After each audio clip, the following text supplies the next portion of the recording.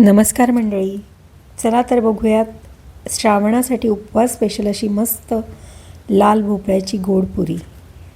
त्याच्यामध्ये आहे राजगिऱ्याचं पीठ, वरईचं पीठ, साबुदाण्याचं पीठ, लाल भोपळा.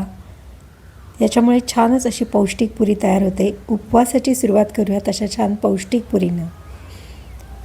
चला बघूयात कृती. अशी टम्म फुगलेली पुरी करणार आहे आपण. त्यासाठी आपण घेतला आहे हा साधारण 150 ते 200 ग्रॅम लाल भोपळा आहे. हा आपण साल काढून चिरून घेणार आहे. असा साधारण 1 वाटीभर होत्या ह्या पोळी. आणि मग गूळ घेतला आहे अर्धी वाटी, वेलची पूड घेतली आहे. हे वरई आणि साबुदाणा भाजून केलेलं त्याचं पीठ आहे, आपलं चाळणीने चाळलं आहे. थोडंसं जाडसरच येते. आणि हे राजगिऱ्याचं विकतचं पीठ आहे. तुम्ही घरी पण करू शकता मिक्सरवर भरडून. आता ह्या पोळी आपण एका भांड्यात पाणी ठेवले आणि त्याच्यामध्ये चाळण ठेवली आहे. त्याच्यावर वाफवून घेणार आहे.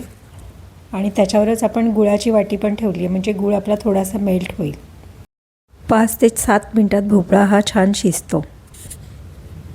फोडी गरम आहेत, आपण चमच्याने असे दाबून बघूयात. छान मऊ झाल्यात फोडी. आता आपण एका ताटात त्या गार व्हायला काढून ठेवू.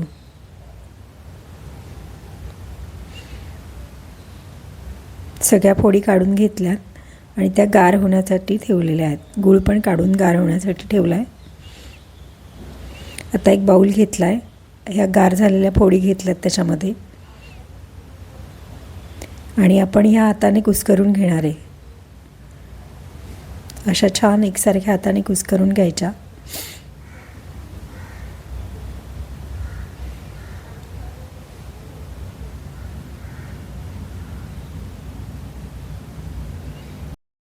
फोडी मऊ शिजल्यामुळे हाताने छान त्या अशा कुस्करल्या जात आहेत.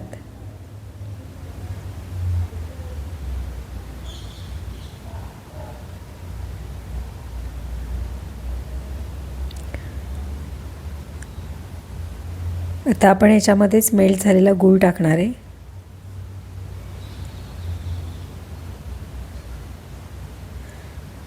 गूळ टाकून झालेला आपला. आणि त्याच्यामध्ये आपण आता पीठ घालून ते मळून घ्यायचं. साधारण असा सगळं पीठ आपलं वापरलं जातं, कारण गूळ असल्यामुळे ते नंतर पातळ होऊ शकतं. त्यामुळे आपण जरा घट्टच मळून ठेवायचं. अगदी चिमूटभर पीठ शिल्लक राहिलेलं आहे. आता लगेचच आपण याच्या लाट्या करून घेणार आहे. असे 3 गोळे करून घेतो आहे. या एवढ्या क्वांटिटीमध्ये साधारण अशा 3 गोळे होतात. पोळपाटाला तूप लावून घेतलं आहे आणि त्याची अशी पोळी लाटून घ्यायची. खूप पातळ नाही, मीडियम साईजची पोळी लाटायची अशी.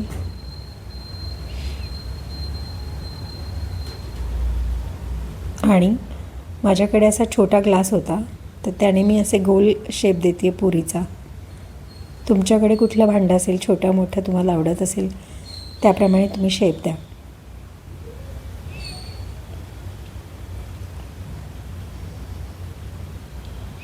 याच्यामुळे छान अशा गोल गरगरीत आपल्या पुऱ्या तयार होतात. आपण एका ताटामध्ये काढून ठेवूयात त्या. छान सुंदर रंग आलेला आहे पुरीचा भोपळ्यामुळे.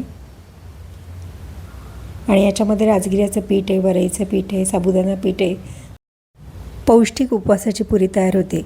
आणि ही पुरी डब्यात घालून ठेवली तर 3-4 दिवस छान टिकते. आता अशाच प्रकारे आपण बाकीच्या पुऱ्या पण करून घेणार आहे.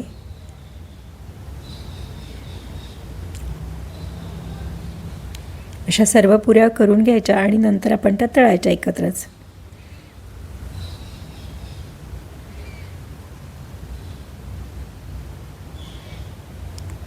आता आपल्या सर्व अशा पुऱ्या करून झालेल्या आहेत. आपण त्या तळून घेणार आहे. आता छोट्या कढईमध्ये मी तेल घातलेलं आहे. थोडासा तुकडा टाकला पिठाचा. तेल तापलं आहे आपलं. आता आपण एक एक करून पुरी सोडणार आहे.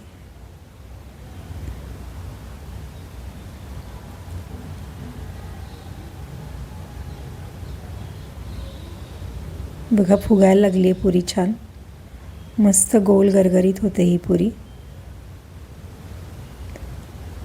छान अशी फुगली आहे पुरी. कलर पण एकदम सुंदर आलेला आहे. आणि क्रिस्पी पण होते, कारण वरईचं पीठ आपण थोडंसं असं जाडं भरडं दळलेलं आहे मिक्सरवर. त्यामुळे छान क्रिस्पीनेस येतो तिला. बघा अशी रवाळ पुरी दिसते आहे. अशाच प्रकारे आपण बाकीच्या पुऱ्या पण तळून घेतो आहे. खूप मोठा गॅस नाही ठेवायचा, मीडियम टू लो ठेवायचा एकदा तेल गरम झालं की, कारण गूळ असल्यामुळे ह्या लवकर करपू शकतात पुऱ्या. बघा ही थोडीशी अजून जास्त डार्क झाली आहे, गुळामुळे पटकन रंग बदलतो तिचा. अशा 1 किंवा 2 पुऱ्या एका वेळेस घालून तुम्ही तळू शकता. छान सुंदर अशा पुऱ्या तळल्या जात आहेत. अशा प्रकारे आपण सगळ्या पुऱ्या तळून घेणार आहे. आता आपल्या सगळ्या पुऱ्या पूर्णपणे तळून झालेल्या आहेत. बघा किती छान सुंदर अशा एकसारख्या पुऱ्या दिसतात. आपला रंग पण सुरेख आलेला आहे.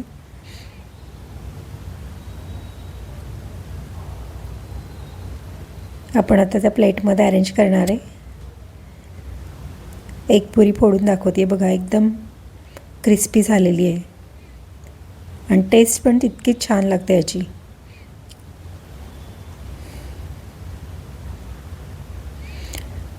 उपवासाची सुरुवात अशा गोड पदार्थांनी करा. खूपच टेस्टी आणि पौष्टिक पण आहे. तुम्ही पण नक्की रेसिपी ट्राय करा. रेसिपी आवडली तर लाईक करा, शेअर करा, सबस्क्राईब करा आणि कमेंट करा. आणि अशा छान छान रेसिपीसाठी माझ्या चॅनलला फॉलो करा.